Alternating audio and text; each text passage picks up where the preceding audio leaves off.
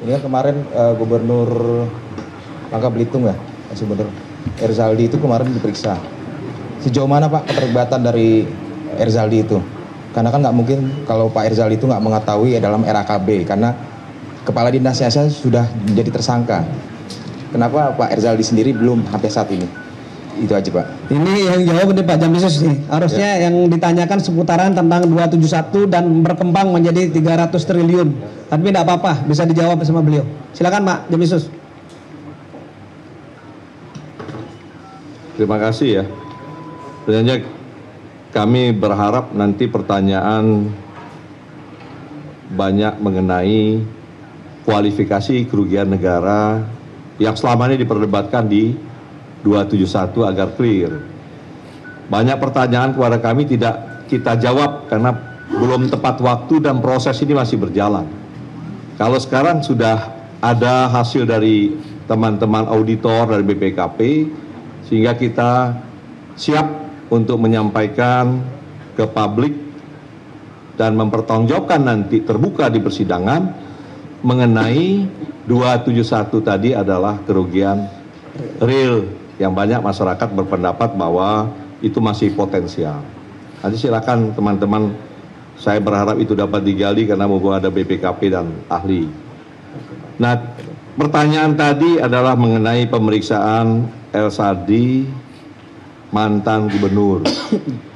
Pemeriksaan itu dilakukan oleh penyidik, ya, statusnya sebagai saksi. Beliau dimintai keterangan oleh penyidik untuk kepentingan karena beliau dianggap sebagai tokoh masyarakat dan beliau pegang kendali pemerintahan yang juga menjadi tanggung jawab gubernur adalah kesejahteraan masyarakatnya. Maka kita ingin tahu sampai sejauh mana ya, tata niaga timah ini yang dikelola oleh PT Timah dan pihak swasta lainnya terhadap ya, perekonomian masyarakat setempat, pemasukan bagi pemerintah provinsi, dan apakah ada korelasi dari semua alat bukti yang kita miliki. Salah satu adalah kualifikasi kerugian lingkungan yang terjadi di wilayah Bangka Belitung yang saat itu beliau menjabat gubernur. Jadi sekali lagi yang kita minta keterangan dari Pak Erzaldi ini, apa manfaat yang diterima oleh masyarakat Bangka Belitung dan pemerintah provinsi dari hasil bisnis timah ini. Kemudian bagaimana ke depan dengan fakta yang kita temukan, ada kerusakan ekosistem dan kewajiban-kewajiban lain yang sudah dijelaskan tadi oleh Prof. Bambang bagi pemerintah daerah. Jadi itu kepentingan pemeriksaan dengan status beliau sebagai saksi. Ya. Oke. Jadi saya rasa cukup. Ya, saya kira itu cukup ya penjelasan dari Pak Jampisus. Ada lagi? Monggo. Halo, cek.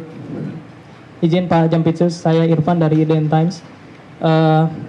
Mau bertanya Pak, dari kerugian negara 300T ini, apakah penyidik sudah menghitung berapa keuntungan yang diperoleh dari 23 tersangka, dan kemudian siapa yang paling banyak mengambil untung dari kasus ini? Kemudian yang terakhir Pak, sejauh ini dari 23 tersangka,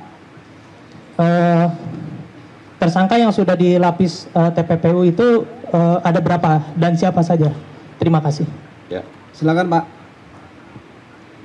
Jadi kewajiban kejaksaan dengan programnya yang bersamaan dengan Kementerian BUMN, bersih-bersih BUMN, itu kita implementasikan dengan mendahulukan proses pidana.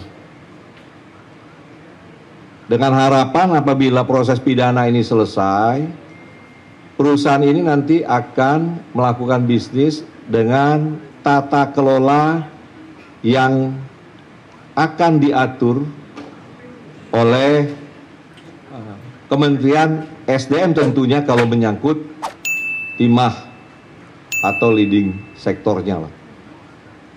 Jadi proses pidana ini kita lakukan dengan mendudukkan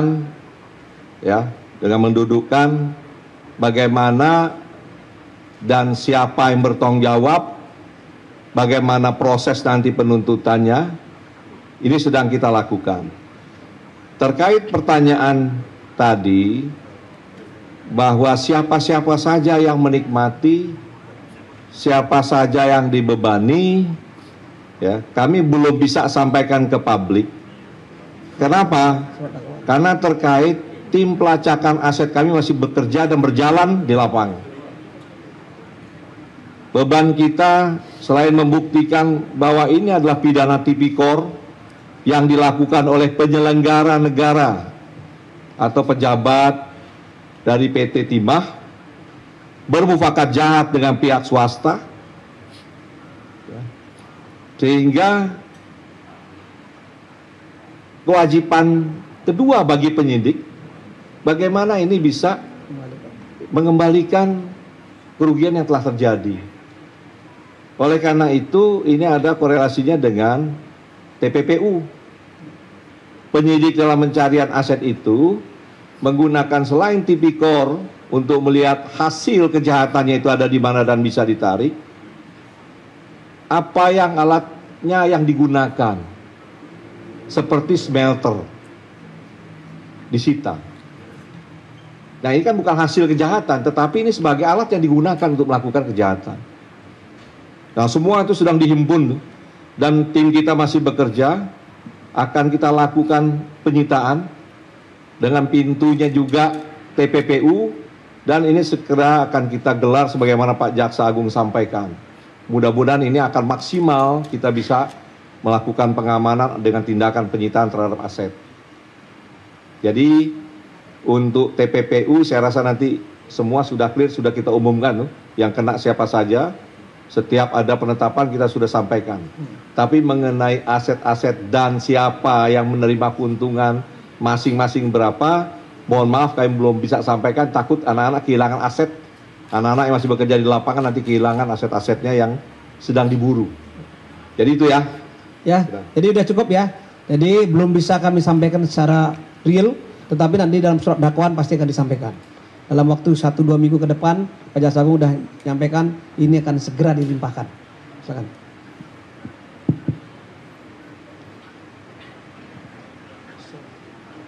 Bapak izin Pak, Wahyu dari Kata Data Pak.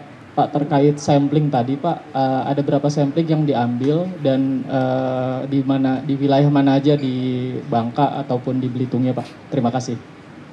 Ini pertanyaan kepada Prof nih. Monggo Prof. Baik, terima kasih.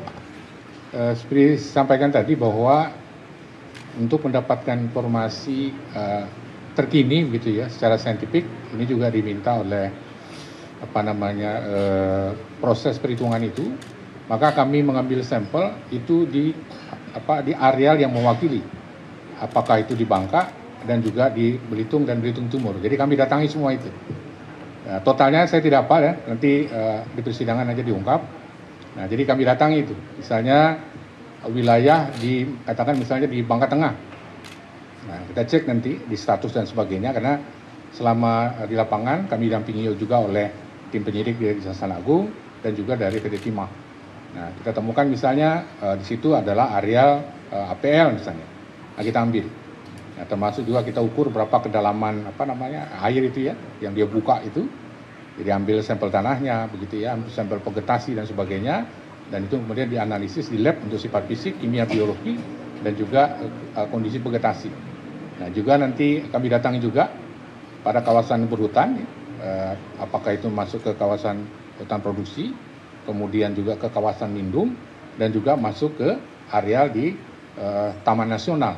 Nah, itu semua kami dapatkan setelah kami merekonstruksi itu berdasarkan data yang disiapkan oleh penyidik Kejagung dan juga dengan citra satelit. Sehingga dari situ kami clear melihat itu.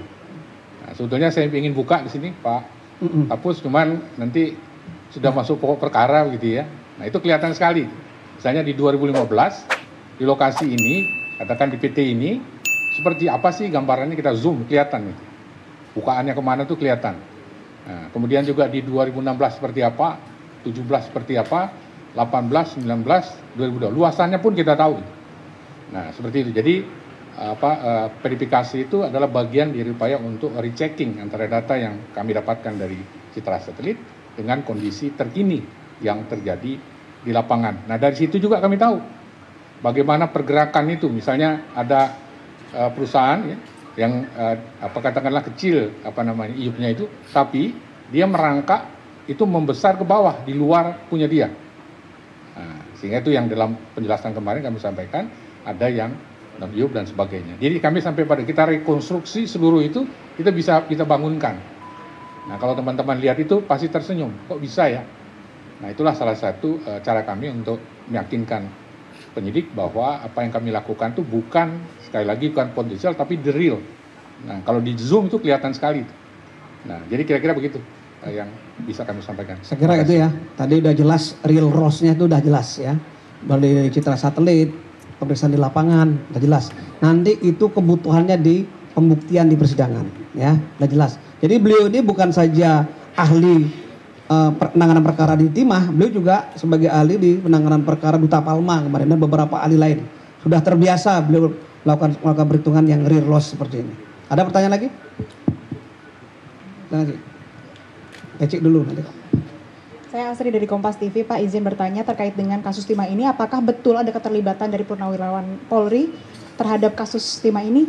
Boleh dikonfirmasi, Pak? Oh, ini pertanyaannya ini menjurus nih, Pak. Ya. Monggo, Pak. Jadi yakinlah bahwa penyidik kejaksaan ini profesional, bertindak dalam koridor ketentuan, dan ini secara khusus memang saya minta ke Ibu Deputi, ke teman-teman auditor untuk percepatan hasil perhitungan kerugian negara. Dengan maksud agar cepat bisa kita limpah. Nah, kalau ini sudah digelar di pengadilan, teman-teman bisa lihat itu. Dari alat bukti yang dibuka, dari saksi yang bicara. Apabila ada keterlibatan, ada alat bukti di situ, itu penuntut umum kami membuat nota pendapat itu untuk usulan sebagai tersangka dari hasil persidangan. Ini saya lihat banyak di medsos beredar, si A, si B, ya. Ini terlibat. Tetapi ukuran kita tentunya adalah alat bukti yang kita peroleh ini apa? Kita juga dibantu dari PPATK. TPPU kita pelajari betul siapa yang terima dari hasil kejahatan ini. Semua betul-betul dengan cermat kita lakukan. Bahkan dari awal kita sudah sampaikan juga ke pihak-pihak terperiksa bahwa ini kita lakukan secara profesional dan tolong jaga penyidik kami agar tidak terpengaruh dengan hal-hal yang tidak diinginkan. Nah, ini akan kita segera gelar. Nanti silahkan teman-teman media mengikuti, dan kami senang sekali ketika satu proses penanganan perkara di kejaksaan ini diikuti dengan cermat oleh teman-teman media sebagai koreksi atau sebagai masukan kepada kami tentunya. Ya.